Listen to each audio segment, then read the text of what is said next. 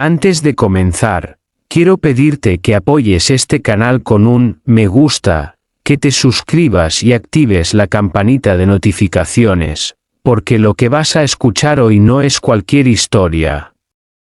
Es un testimonio real, contado por un ex testigo de Jehová que, después de muchos años dentro de la organización, vio algo que cambió su vida para siempre, algo que, según él, nunca debió ver. Esta es una historia que puede abrirte los ojos, y que muchos querrían que jamás se contara. Pero hoy, vas a escucharla. Mi nombre es Samuel, y durante 18 años fui un miembro activo de los Testigos de Jehová. Desde joven, creí que estaba sirviendo a Dios de la manera más pura posible.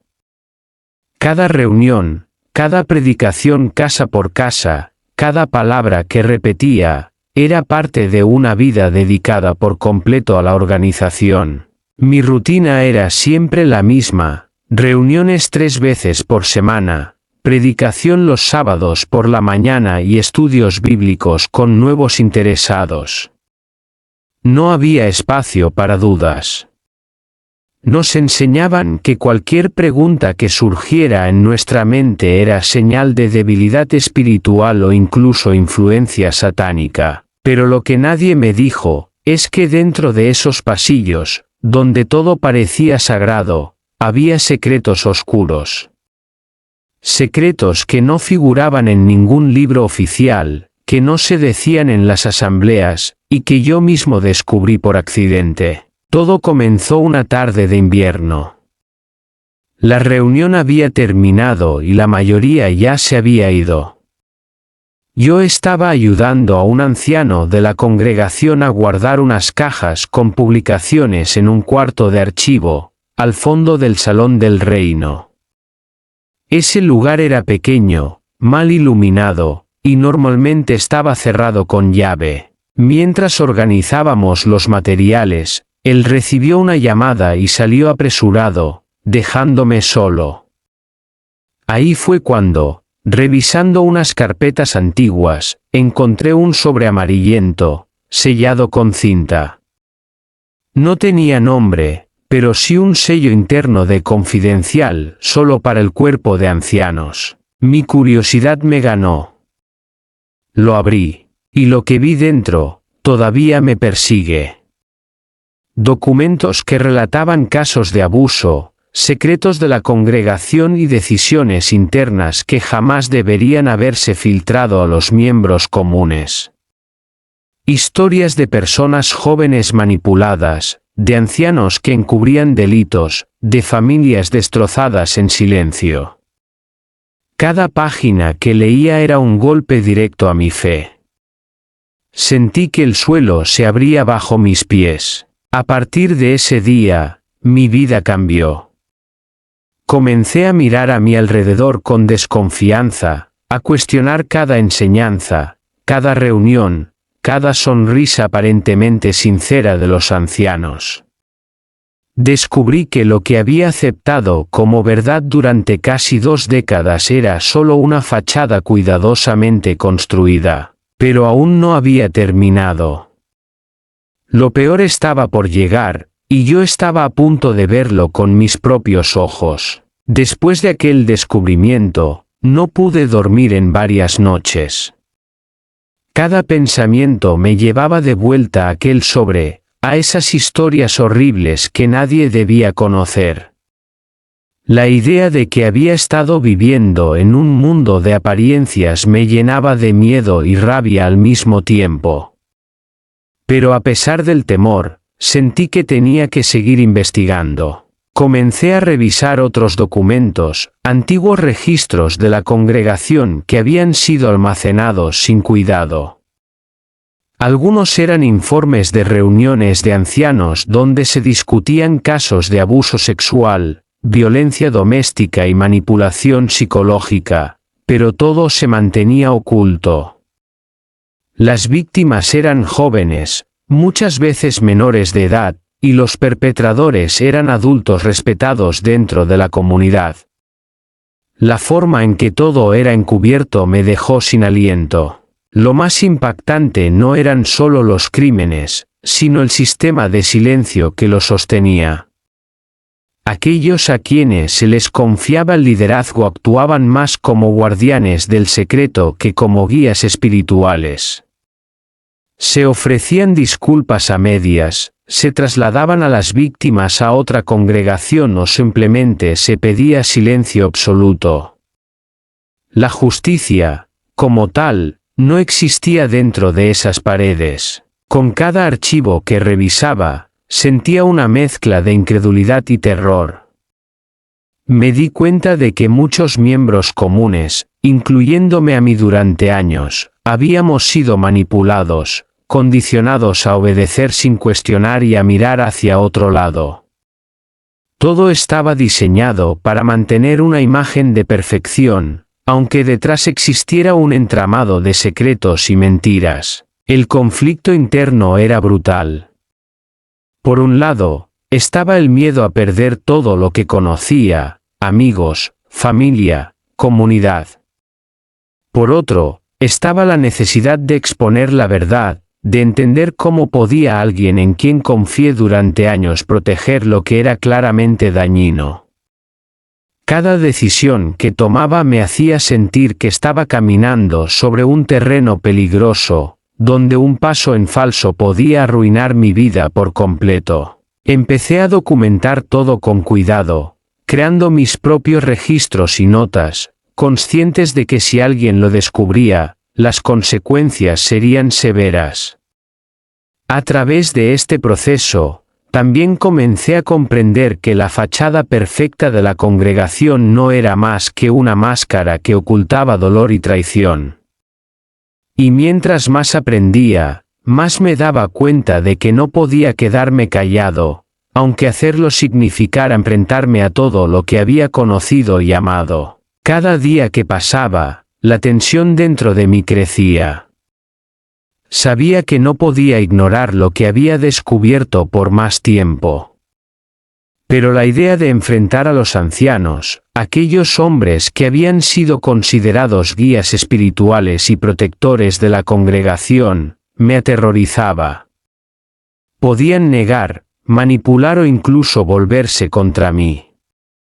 Sin embargo, mi conciencia no me permitía permanecer en silencio.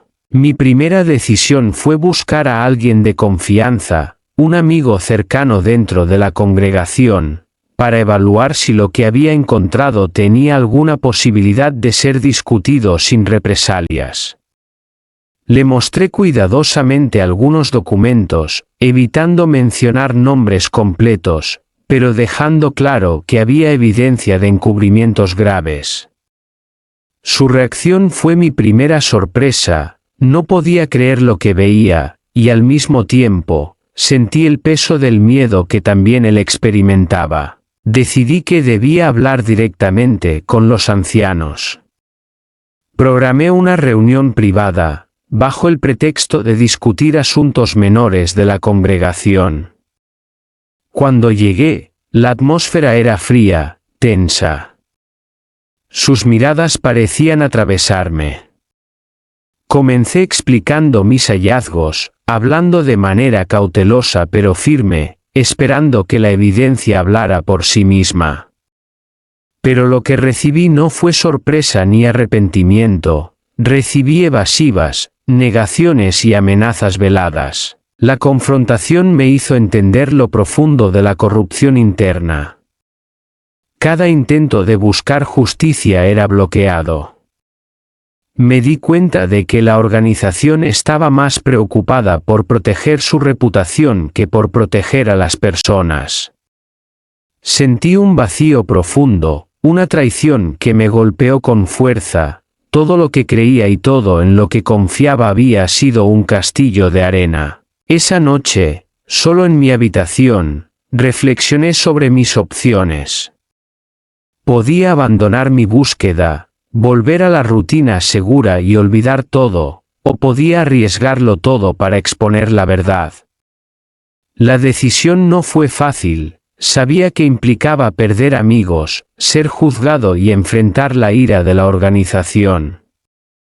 Pero también sabía que la justicia y mi propia paz mental no tenían precio. Consciente de los riesgos, tomé la decisión más difícil de mi vida: dejar la congregación.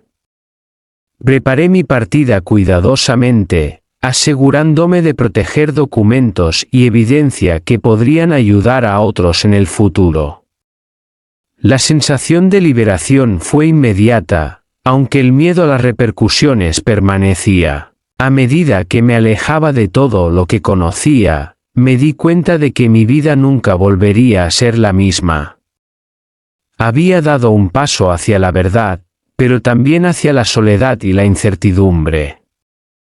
Lo que me esperaba era un mundo completamente desconocido, pero por primera vez en años, sentí que estaba tomando el control de mi propia vida. Dejar la congregación no fue el final de mi lucha, fue apenas el comienzo. La sensación de libertad vino acompañada de un miedo intenso: perder a mi familia, perder amigos y enfrentar el juicio de aquellos que aún permanecían dentro. Cada paso fuera de la organización era un paso hacia lo desconocido, pero también hacia la verdad. Mis primeros días fuera fueron de desconcierto y soledad. Me costaba confiar en las personas, acostumbrado a vivir bajo una vigilancia constante y a dudar de cada palabra. Pero poco a poco, empecé a reconstruir mi vida. Comencé a leer sobre espiritualidad sin dogmas, a conocer personas que habían pasado por experiencias similares y a comprender que la verdadera fe no requiere control ni ocultamiento. La parte más liberadora fue hablar. Comencé a contar mi historia a familiares y amigos cercanos que habían quedado dentro de la congregación. Muchos se resistieron a creerme, algunos se alejaron, pero otros empezaron a abrir los ojos. Sentí que cada palabra que decía era un acto de justicia hacia aquellos que habían sido víctimas silenciosas. Decidí también usar plataformas públicas para compartir mi testimonio. Creé un espacio donde exmiembros pudieran contar sus historias, donde la verdad se presentara sin censura ni manipulación. La respuesta fue abrumadora: mensajes de apoyo, testimonios similares y personas agradecidas por finalmente escuchar algo que nadie se atrevía a decir. Con el tiempo, encontré paz.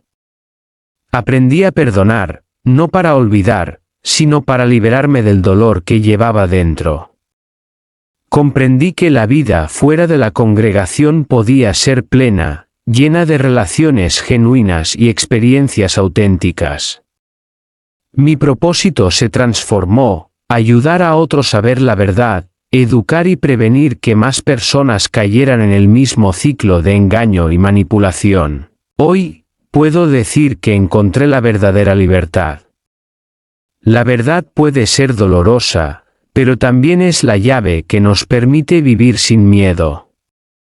Mi experiencia me enseñó que la fe verdadera no está en obedecer ciegamente a un grupo o a un líder, sino en buscar la justicia, la verdad y la compasión por los demás. Esta historia no es solo mía, es la historia de muchos que han sufrido en silencio. Y aunque el camino de la liberación es difícil y lleno de obstáculos, es posible. La verdad, por más dura que sea, siempre tiene el poder de salvar y transformar.